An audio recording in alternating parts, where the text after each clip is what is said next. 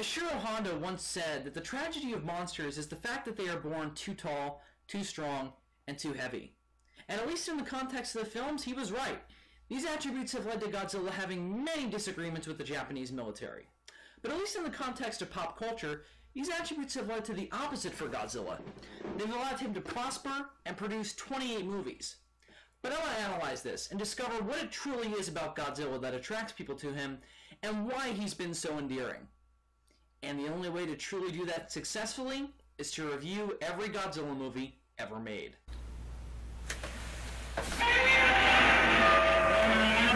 Some people might be angry, but regardless, welcome to Zazubaar's Godzilla Palooza.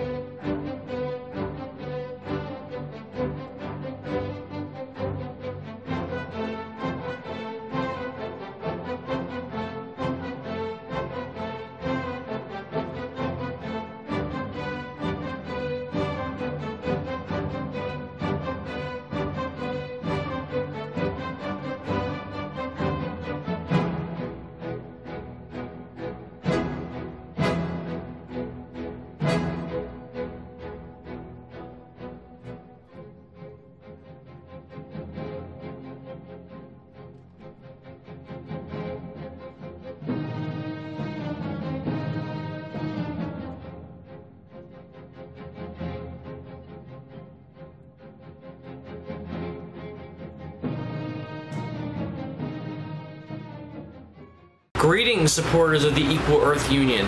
I am Zazubaar, and welcome back to Godzilla Palooza. It's day 19, and today we're going to be taking a look at a fan favorite.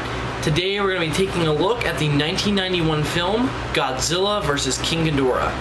Yes, indeed, this one is a real fan favorite. A lot of people out there really love this movie. A lot of people put it in their top 5 favorite Godzilla films, and it's very easy to see why. It's got a very unique story. It's a reinvention of one of potentially Godzilla's most classic enemy, considered his arch rival. There's a lot of really high-octane action scenes, high-octane monster fights, and overall the film is just really well made, looks great, and has a very interesting story. And on top of all that, we finally get to see Godzilla's origin put on screen. So, for all those reasons, a lot of people put it in their top 5 favorite Godzilla films. And I'll say this, it's definitely in my top 10, but I don't think it breaks my top 5. And the big reason why is that there's only really 2 big things that hold this movie back for me. And we'll get into why when we get into the film. Just to give you guys a little bit of background on Godzilla vs. King Ghidorah, because just like the previous 2 Heisei films, it had a somewhat interesting production. Godzilla vs. King Ghidorah was not actually supposed to be the film that it turned out to be. Godzilla vs. King Ghidorah was released in 1991, and was the 60th, I believe, anniversary of Toho Studios being created, and they wanted to do a Godzilla film to mark that, so that's why we have this movie, and that's why it has the budget that it does. However, that wasn't originally their premise for the film they wanted to make. To truly celebrate their 60th anniversary in a really great way, they wanted to go back to a film that was kind of their big, their highest grosser, which was King Kong vs. Godzilla. So what they wanted to do was they wanted to remake that film called Godzilla vs. King Kong, and they went through all sorts of hell to try and get the owners of Kong to give them the rights to use the character again. And after that fell through, they actually wanted to do, just to try and somewhat get away with it, they wanted to do a movie called Godzilla vs. Mechanicon, but even then, even though it was a Toho character, the people who owned Kong wouldn't let them do it because of the similarities to Kong. So, after all that, Toho, somewhat disappointed, ended up just making Godzilla vs. King Ghidorah. And, sure, I would have loved to see a remake of Godzilla vs. King Kong vs. Godzilla in the 90s. And sure, it'd be interesting, if not entirely disappointing, to see Godzilla fight Mechanicon. But Ultimately, I'm glad with the movie we got because it's very, very good. Godzilla vs. King Ghidorah is, again, it's a fan favorite, and it is ultimately a great movie, just like the previous two Heisei films, but kind of like Godzilla, Return of Godzilla, but not as severe. There are some things that hold it back for me, and don't allow me to give it a 5 out of 5. I don't like it quite as much as I like Biollante, but it is definitely very, very close. There are just a few things that kind of hold it back for me, and one of them is more of a kind of a personal thing, so one of my problems you guys probably are not going to agree with. One of them I think everyone out there has to agree with, so we'll get into that in a minute. Let me just say this, one of them is a plot hole and the other is a pacing problem, but we'll get into that in a sec. But with all that said, let's get into the plot of Godzilla vs. King Ghidorah. It is extremely intricate and extremely complex, so I really don't want to get into it in too much detail, so I'll try to just, again, briefly outline the premise. Basically, in the year 1992, a group of people from the future come back in time from the year 2204 in order to warn the Japanese about Godzilla's return, that he will come back to Japan, totally destroy it, and cause so much nuclear pollution that Japan will be totally destroyed and there will no longer be a Japan. In an attempt to prevent this, the people from the future take back 3 people, a writer named Terasawa, the ESP head of the ESP Research Institute, excuse me. It's late at night, I apologize. Miki Sagusa from the previous film, and a dinosaur expert named Professor Mizaki. The reason why they want to bring these 3 people back in time, as well as one of their members named Emmy and an android named M11. They want them to all go back in time and prevent the birth of Godzilla by going back to 1944 and taking back the actual dinosaur that became Godzilla, bringing it back to the present, so that way it can't get hit by the atomic bomb that will turn it into Godzilla. So they picked these 3 people, Terasawa, because he's been doing some digging into this, and it is his theory that this is what Godzilla is. So it's his theory that the dinosaur turned into Godzilla. They pick Miki because why not? No, I think the reason why is because she has a mental connection to Godzilla, but they don't say that, so. And Professor Mizaki because he's a dinosaur expert, and he was the first one to actually do some research on the actual dinosaur that Godzilla was spawned off from. So they picked them for that reason. But Miki is just kind of there because she's a main character. But I guess we can suppose the reason is because she has a mental link to Godzilla. But regardless, they go back in time, and they actually do find and retrieve the dinosaur that turns into Godzilla, bring it back to the present, put it under the ocean, so that way it can't be hit by any more, it can't be hit by atomic bombs, and that will turn it into Godzilla. However, the future girl, Emmy, actually dumps 3 other small monsters onto the island where the Godzillasaurus was, called Dorats. Now, these 3 Dorats also come from the future and are genetically created creatures that are a mix of a bunch of different animals, and they're just kind of genetically created in a lab. And her superiors, there's mainly three people from the future who come back, want the 3 Dorats to be in Godzilla's place when the atomic bomb hits that island that turn him into Godzilla, but rather turn these 3 Dorats into the monster we all know as King Ghidorah. So when our time travelers return to the present, they're all proud of themselves. Oh, we got rid of Godzilla. However, they say, yeah, you guys got rid of Godzilla, all right, but now there's this other thing in his place. So King Ghidorah is now attacking Japan, and very quickly we find out that, of course, he not only was created by the people from the future, but he's also under the control of people of the future. It turns out that whole story about Godzilla coming back and totally destroying Japan was all a bunch of bull, and their actual plan is that they want to destroy Japan because apparently, in the not-too-distant future, way down in Deep 13, Japan becomes a major world power that threatens the equality of certain nations economically. That Japan will become so big that it'll basically become the biggest country in the world, and will start buying out other countries, and they want to stop this because they're a member of this government unity in the future that is all about keeping nations economically equal to try and promote world peace and prevent war. Japan is totally contrary to that. So they want to destroy it now so that way this never happens. So that's their whole plan, to use King Ghidorah. By the way, let me just say, I think that's really brilliant. I'll get into it a little more when we talk about the theme and allegory, though.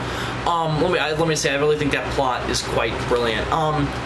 So now that King Ghidorah is totally destroying Japan, the Japanese are a little bit a little bit angry that they got rid of Godzilla when they did, because now they need him. So they decide, hey, we've still got the dinosaur, right? And they're like, yeah. Hey, let's hit it with an atomic bomb so that way it'll turn into Godzilla. They're like, yeah, let's do it.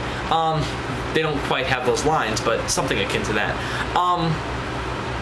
So the decision is made by the government and a big business guy named Shindo, who owns this major corporation in Japan called Deo, who was also on the island where the Godzillasaurus was during World War II. He was a commander of a Japanese garrison there, so he has a connection to Godzilla in that way. And Godzilla, the dinosaur, before he became Godzilla, actually saved him and his garrison from American troops that were invading that island by killing them. And he thinks that he owes the Godzillasaurus for that. Thinking that the Godzillasaurus will stick to its roots and save him this time, Shindo decides to use an actual nuclear submarine that he constructed and owns, that's not in Japanese water, but he owns it. And he wants to use it to launch a nuclear missile at the Godzillasaurus and turn it into Godzilla.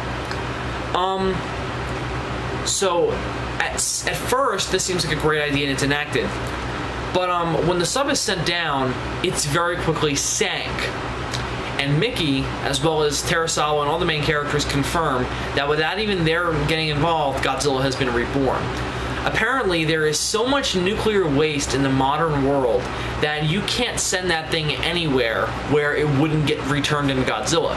So, basically, this all comes down on the birth of Godzilla is inevitable as long as you've got nuclear weapons. It wasn't just that one fluke incident that turned him into Godzilla. No matter where you put that thing, as long as there's nuclear bombs, it's getting turned into Godzilla.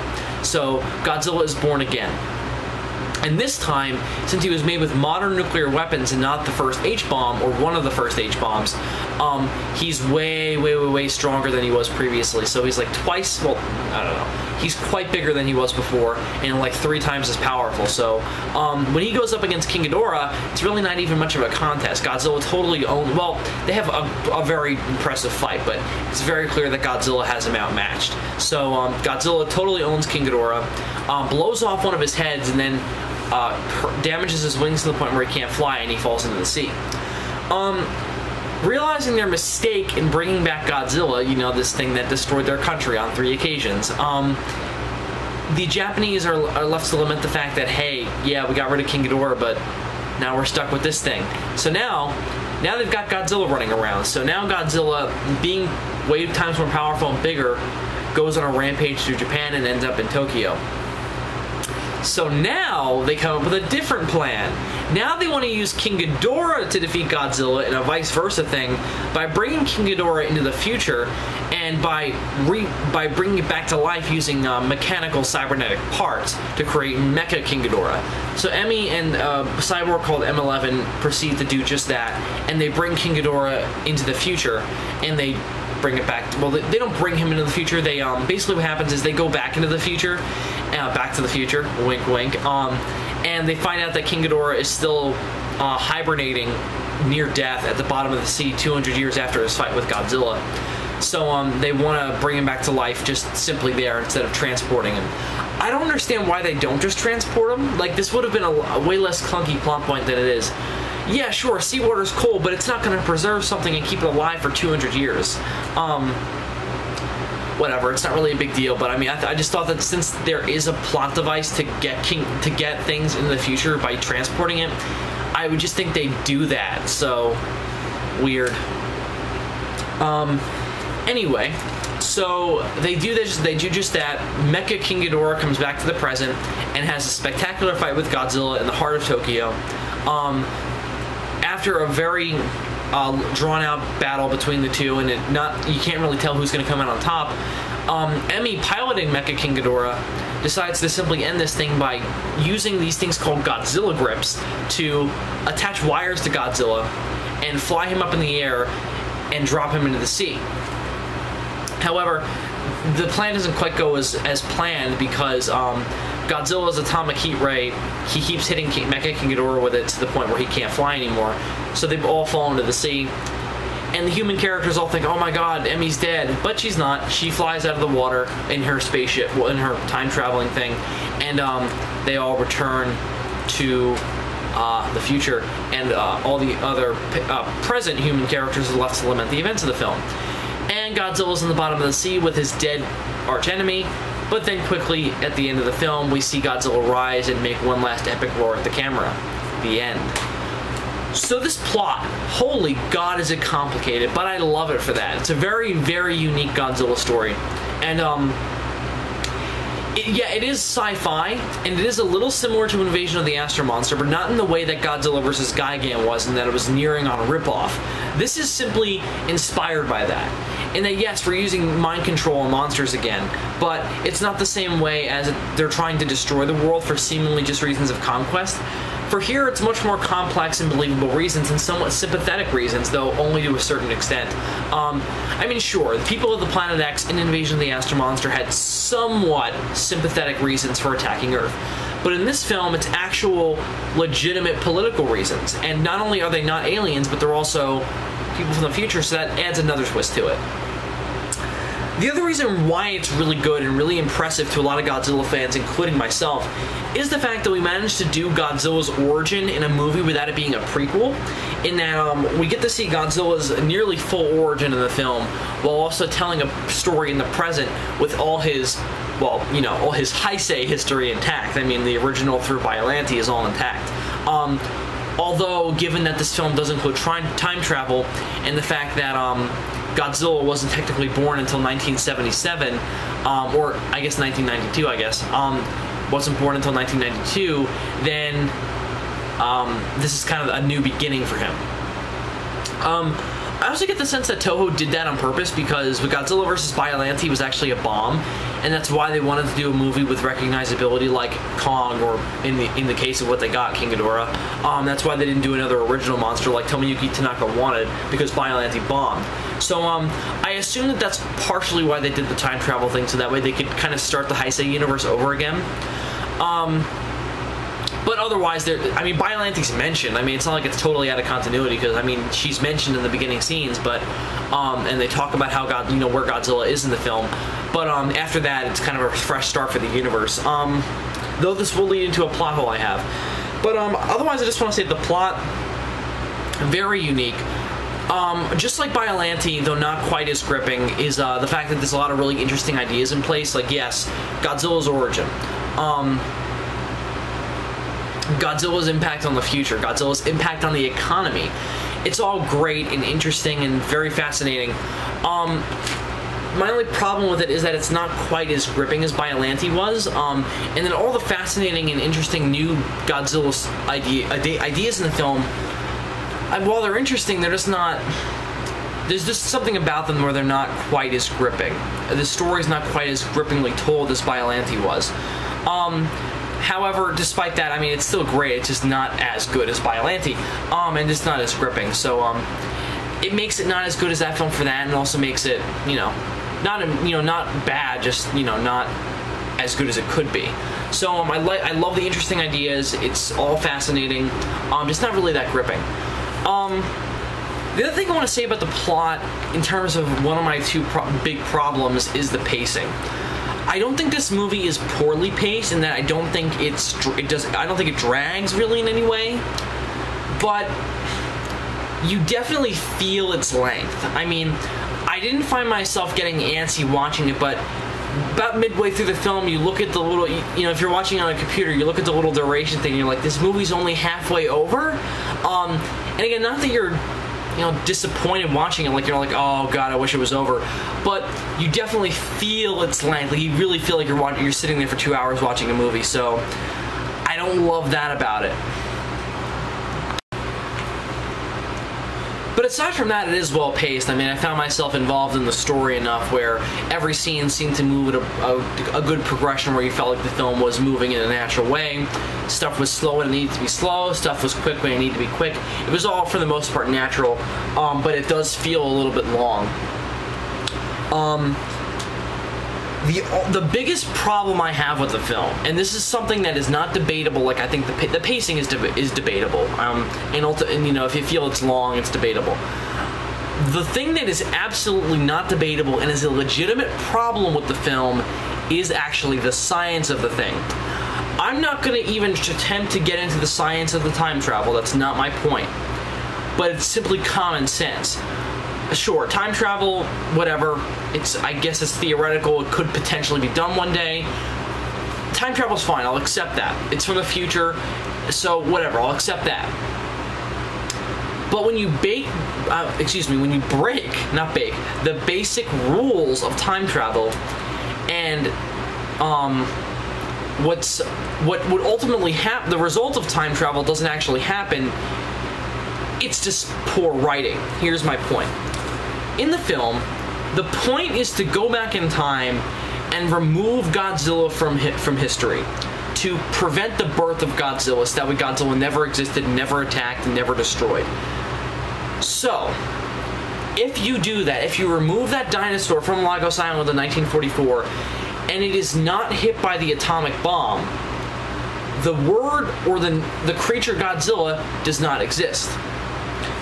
So, what you would expect is to go back to the present and people not to know what Godzilla is. You would expect them to say, what's a Godzilla? However, that's not what happens at all.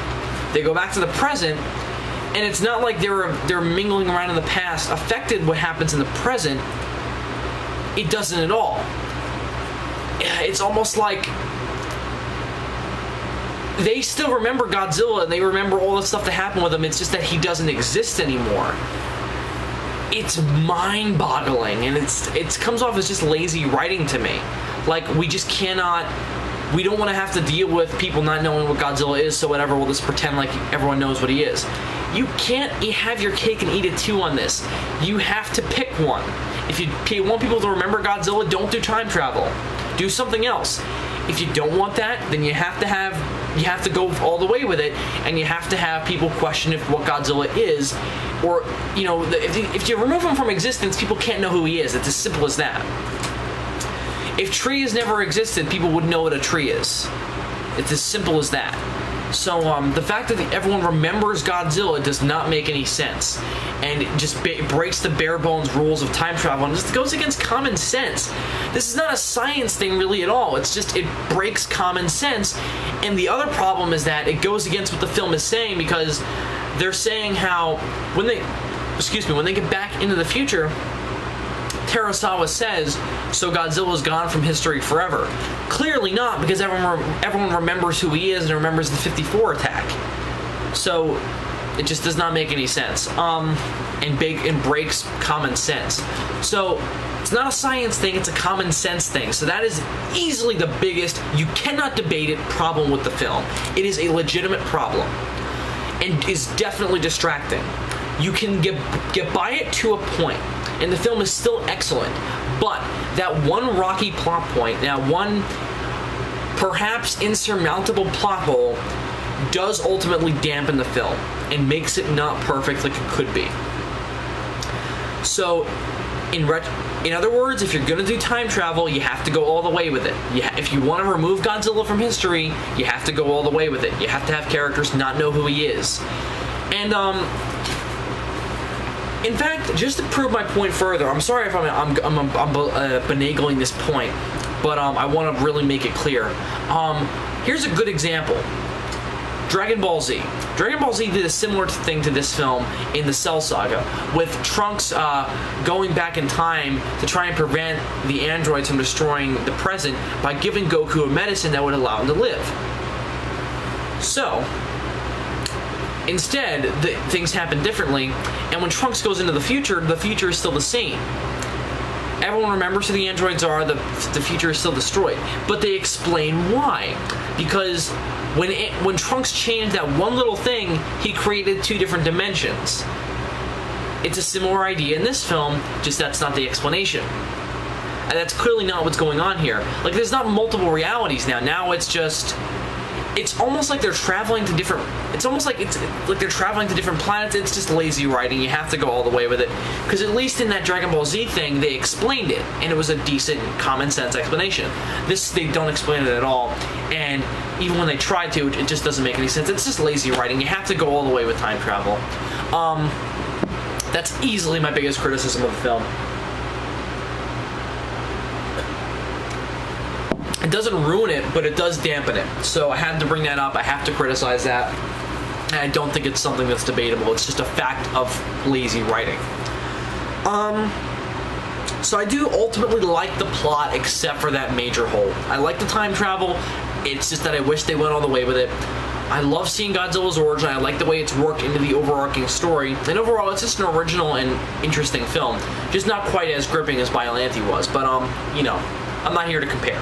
But, well, I am, but I'm gonna say I'm not. I ultimately really like the plot. It's just that one hole is just so big and so just mind-boggling confusing. And it is one that is unequivocally a problem. Like, you cannot defend it on any level. It is a problem.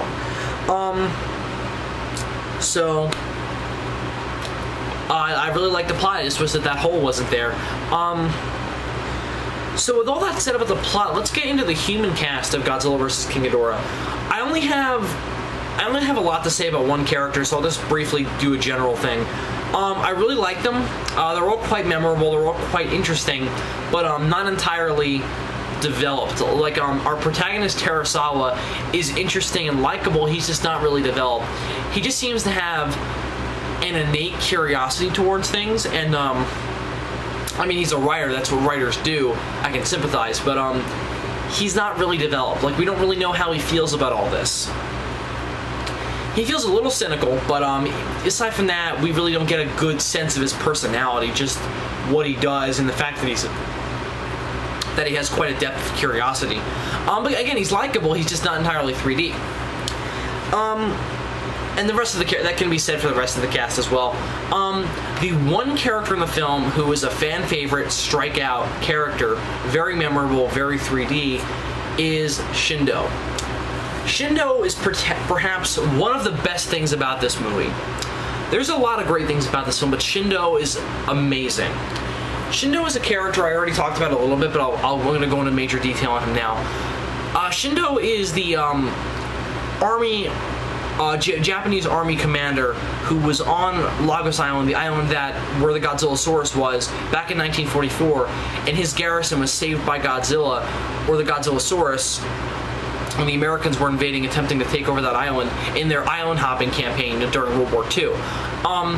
So the dinosaur fought back the American forces, and because of that, the dinosaur was badly wounded and supposedly died.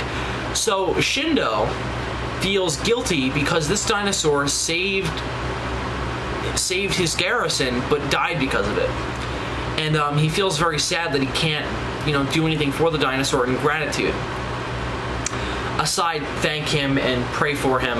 And there's this great scene where Shindo salutes the Godzillasaurus and leaves him to die and ultimately get hit by the atomic bomb and turn into Godzilla.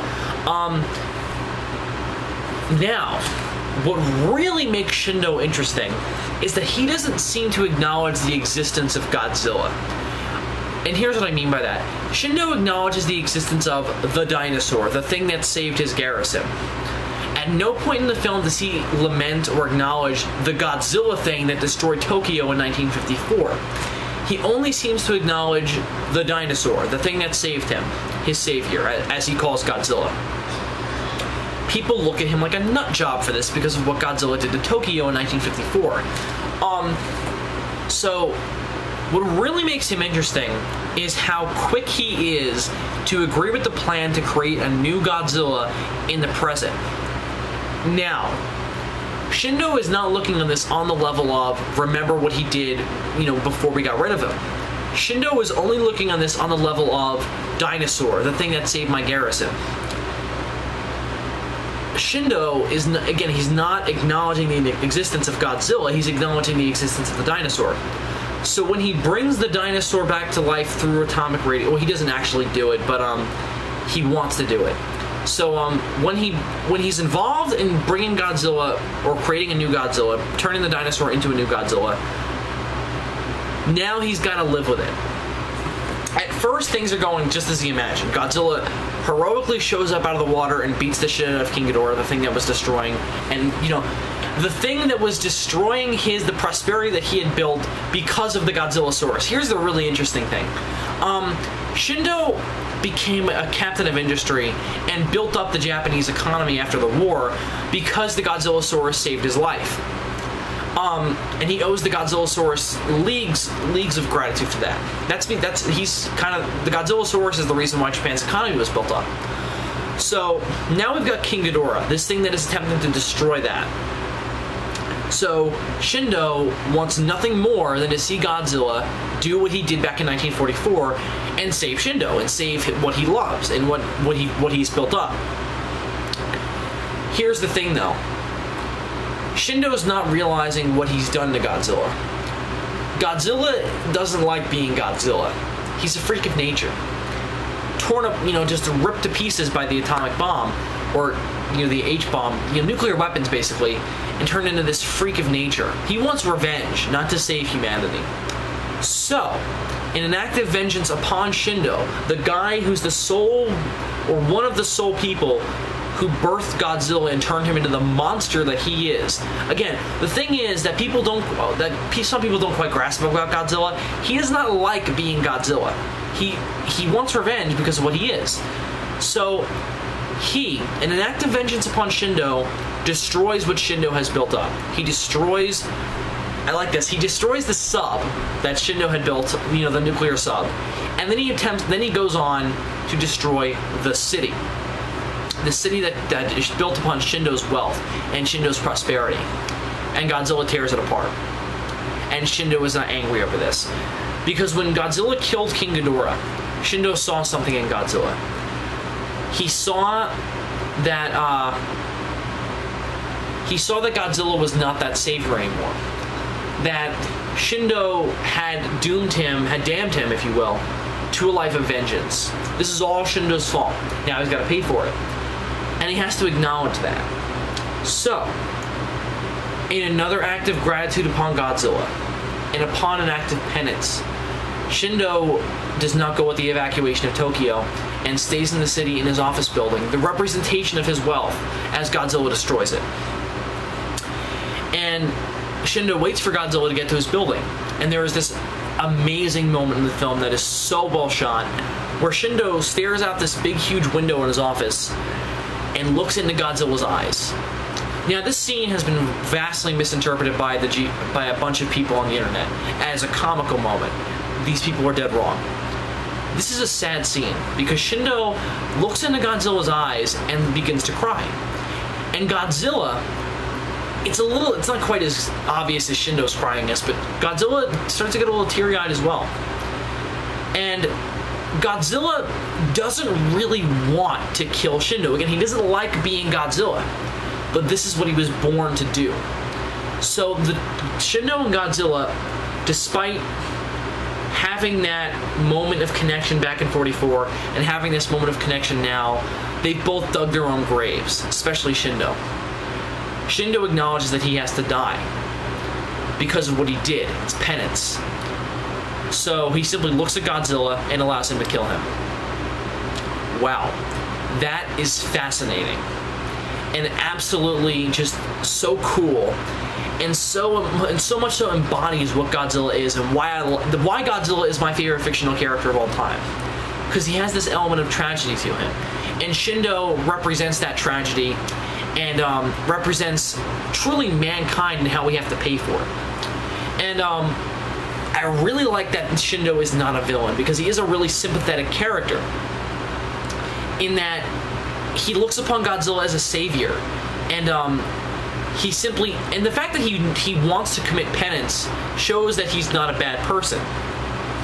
The fact is that he was ignoring what Godzilla was, and he has to pay for his mistakes. So the fact that he does willingly pay for his mistakes says leagues about his character.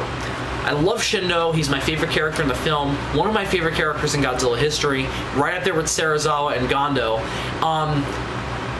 And I love Shindo. And his arc is fascinating, and his character is fascinating. And the fact that he has such a human connection with Godzilla does a lot to give Godzilla more of a characterization. So that's Shindo. Shindo is easily one of the greatest things about the film. And I really love him. Otherwise, the rest of the human cast is good, just not truly amazing like Shindo is. So Shindo is easily the standout character of the cast. With that said about the humans, because this review is starting to get a little long, we're going to get into the monsters now. Let's start with King Ghidorah. This is his reinvention, and I have in fact been criticized on my love of this origin on YouTube, and the fact that I've said in the past that this is, and I'm going to stand by it now, this is my favorite version of King Ghidorah.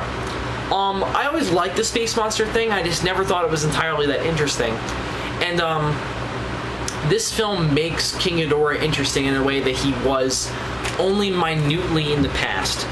In that this film, at least in my opinion, cements him as Godzilla's archenemy.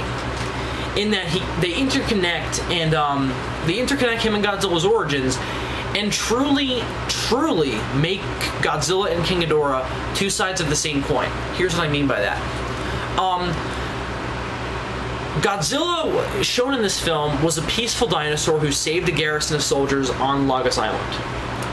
But due to the H-bomb, was turned into this freak of nature, Godzilla, this force of destruction. King Ghidorah is the same way, but even more direct. King Ghidorah was bred, or the Dorats were bred for the purpose of making people feel better. They were pets, and pets that were designed, as Emmy says, to cheer you up, because they have the ability to monitor human emotions mainly by monitoring their heartbeats. That's all they were designed to do. They were only designed to make people happy. And what do people do in return? They turn them into a force of destruction. Turn them into a weapon with King Ghidorah.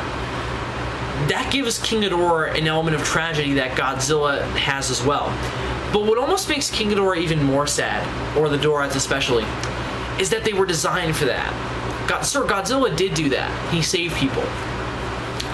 But the Dorats, I wasn't crying, but it was a sad scene for me when Emmy pushes the Dorats out the window of the time travel machine, and they are so cute, and just all they want to do is go back inside the ship and make them all happy.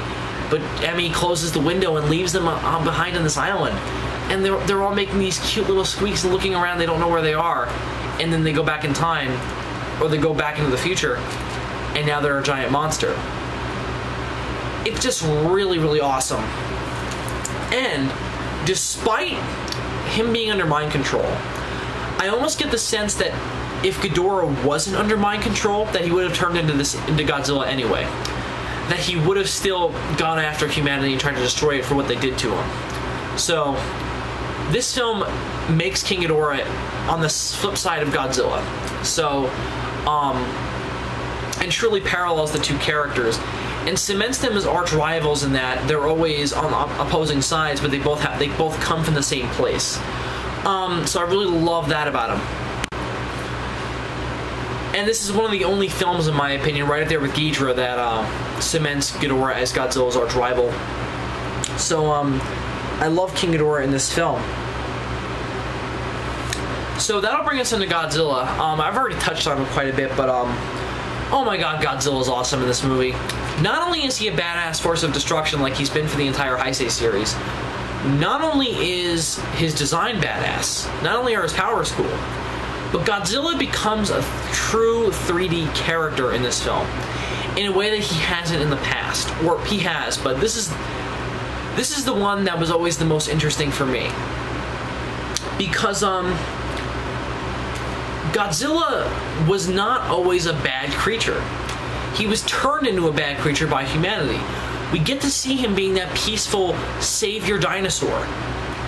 And then he gets turned into this hateful beast, this freak of nature.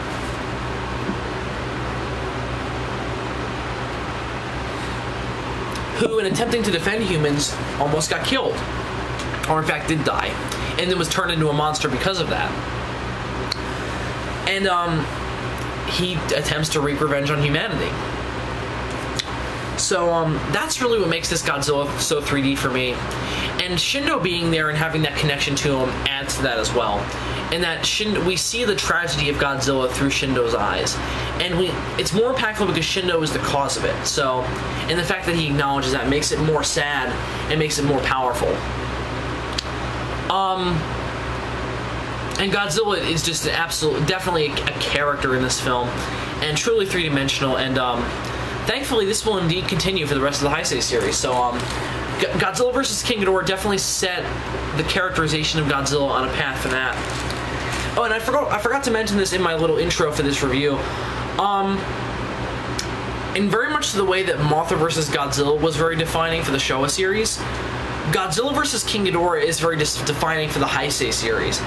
This is kind of the tone for the rest of the Heisei series. In that this film isn't really dark. I mean, it's a serious film and takes itself seriously, but I wouldn't really call it dark, quote unquote. Yes, Godzilla's killing people. Yes, Godzilla's a force of destruction, but it's still kind of a sci-fi story. So having that sci-fi element, it's not truly dark and gritty, but it does take itself seriously like the rest of the Heisei series. And Godzilla's characterization is quite dark, just not, I mean, it's not Gojira dark, it's more Astro Monster dark and Gigan dark. So this definitely sets the tone for the rest of the Heisei series, and it is a great tone. And it's good that we've got such a fantastic film to set that example. So I think that's ultimately why, basically, except for 2, the Heisei series is so amazing, and definitely my favorite Godzilla series. And part of that is Godzilla's characterization. So I love Godzilla's characterization in this film, potentially my favorite of the entire series, in how 3D he is. This is potentially the film that I will say, this is why Godzilla is my favorite fictional character of all time. So fantastic for that.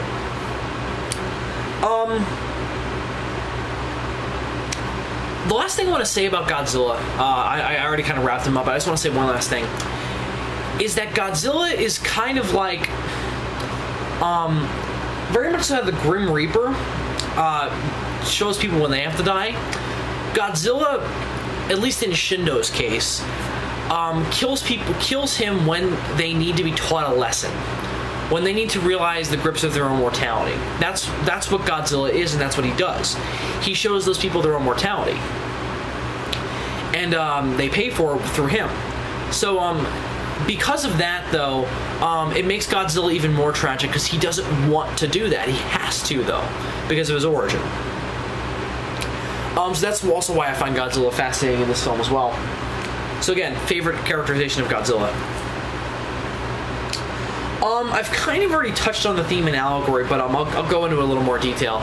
I've had talks to people about this before, so and I personally don't have a lot to say about it, really. I just find it quite interesting. Is the fact that Godzilla vs. King Ghidorah is very much so a continuation of what the first 2 films in this series were doing with Godzilla's impact on the world. I feel like Return of Godzilla and Biollante were both in different ways about the political effect of Godzilla. Return of Godzilla was kind of like the reaction to Godzilla's return. Biollante was the effects of Godzilla's return.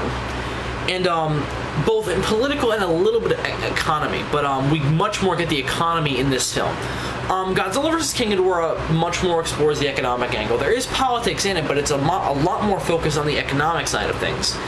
In that, because of Godzilla saving Shindo back in 1944, now Japan had a guy to build up its industry. So Godzilla is simultaneously responsible for the built-up and destruction of of Japan's economy. So I find that really fascinating, and it's an interesting way to look at Godzilla. In that, interesting to look at his effect on the economy. I also really like how he also relates to international relations, in that Godzilla is kind of the reason why Japan isn't really popular in 2204. in the future, in that Japan built up its capital so much and built up its nation, its wealth and power, and refuses to come down on the same level as everyone else, and everyone else doesn't feel like they deserve it because they're constantly being destroyed by this monster, and this monster is trying to show them their flaws, and he can't succeed at that. So that's also why it's also a little bit of a, you know, it's a lot about economy and its effects and international relations, and it's all very interesting for that. It's not all wonderfully explored, admittedly. I mean, it's not all three-dimensionally explored and developed, but it's there, and I like how it's worked into the plot. It doesn't really come down on any of these ideas either. Like, I like how the Earth Union isn't criticized and Japan isn't criticized. Like, we're not going to criticize the people who want to have an equal economy, and we're not going to criticize the country that built up its economy. I mean, it's a classic capitalist idea, but there's nothing said about the Earth Union not liking capitalism. But if we want to take this in any sense of real-world allegory, perhaps we can look at the film in two ways. One, communism versus capitalism.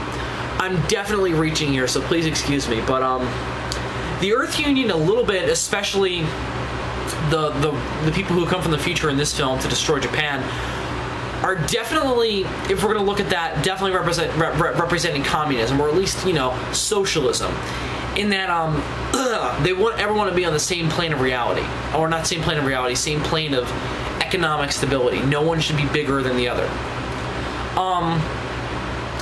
And they attempt to destroy the country that's going against that.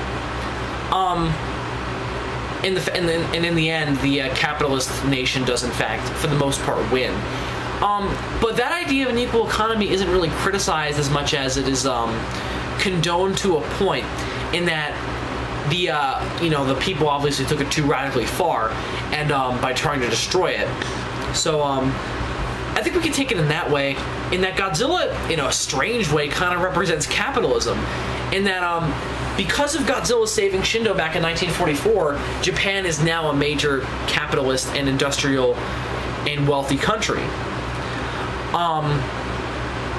So strangely enough, Godzilla kind of represents that, and his overcoming King Ghidorah and defeating the Earth Union definitely does show that capitalism, you know, triumphs over communism. I'm definitely reaching with that, excuse me, but that's what I took from it, especially with what we're told about the Earth Union, and these people's plans for Japan. So that's what I took from it. The second one, and this is absolutely reaching, like that first one is debatable, but this one is absolutely not really even the kind of the point, but I took it from this as well. In the fight between Godzilla and King Ghidorah can also be taken as King Ghidorah and Godzilla representing the arms race. And I know the arms race was for the most part over in 1991, but I took it in that King Ghidorah came to a point where he represented, you know, the first nuclear weapons. And then Godzilla came along and he was bigger and badder, and he killed King Ghidorah. And then King Ghidorah came back and was even bigger and badder, and then defeated Godzilla. And this probably would have continued on and on and on and on and on until the only way that you can do that is by removing both. So both Godzilla and King Ghidorah are both buried under the sea. So I'm definitely reaching with that, but that's what I also kind of took from it as well. Only because of the nuclear weapons that created both monsters in this film. King Ghidorah was the original H-bomb, Godzilla was the modern nuclear weapons. King Ghidorah then went to the future and got even new weapons, and the only way that stopped it was destroying both. So I like that as well. So that's really all I have to say about the themes and allegory. It is quite a bit of reaching, and it all is very fascinating. It's just not entirely developed, and the film doesn't come down on a point where it feels preachy or like the film has an overall message. I just feel like it does explore some ideas and brings them up, but it's definitely not the center focus of the film. But I think it's interesting, and definitely the stuff with Shindo is definitely on purpose. So all that stuff is very fascinating. With all that said about the theme and allegory, I want to talk about the effects now. Oh my God, you can tell they had a bigger budget for this. The effects of Godzilla vs. King Ghidorah are some of the best in the Heisei series. They're perhaps only rivaled by Destroya, because they're just so elaborate in this film, and the Godzilla suit looks amazing and badass and destructive and powerful. King Ghidorah looks great. All the miniature effects are fantastic. That last fight in Tokyo is amazing. The way that they knock buildings into each other, it's just so cool. And the few and far between military fight scenes that are in the film are also quite good. I didn't find them as cool as the ones that were in Biollante, but the ones in this film are also quite good and very interesting. I like the fact that we're using the ULT laser guns again, so or the Maser tanks, like the updated version of the Maser tanks.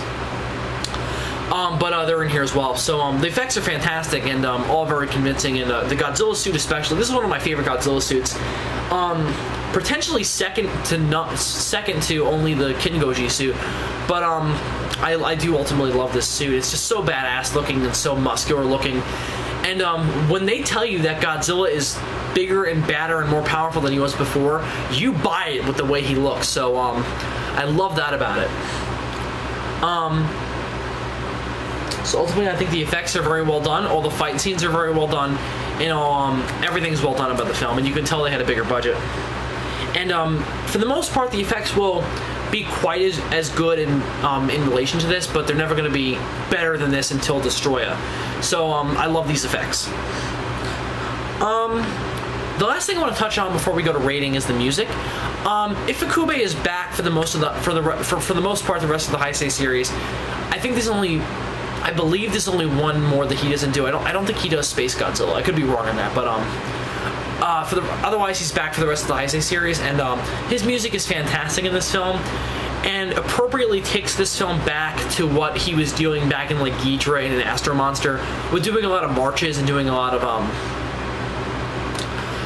powerful march kind of powerful music. So it's extremely akin to what he was doing back in the 60s, but I love it for that. So I love Ifukube's work on this film, and he's a welcome bringing back to the team.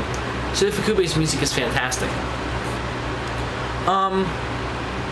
So with all that said about Godzilla vs. King Ghidorah, it is ultimately a fantastic film. I highly recommend it. Actually, I don't just highly recommend it. It's a must-see for Godzilla fans. If you're into the franchise at all, this movie is a must-see. You have to see it. Because it's just so important for the character, truly summarizes who the character is, and at the same time gives you an entertaining and fun and unique sci-fi story. The only problem with it is the fact that there is a humongous plot hole in the film that does dampen it, and I can't give it a 5 out of 5 for it. Otherwise, the pacing is somewhat off, but again, that's debatable, and it doesn't really ruin the movie at all. The only thing that hurts the movie drastically is that big plot hole, and the fact that the time travel, being the main center point of the story, is not taken to its full extreme.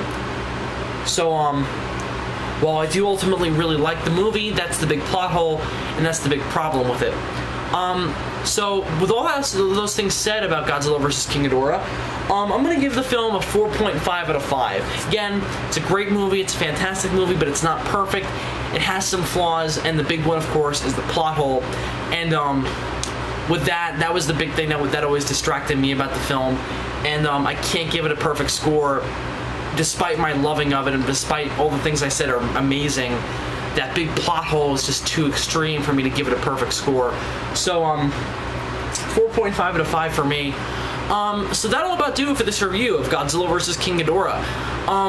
So please join me again tomorrow when we hop ahead a year later, and we get another reworking of a classic Godzilla film when we get into 1992's Godzilla and Mothra: The Battle for Earth.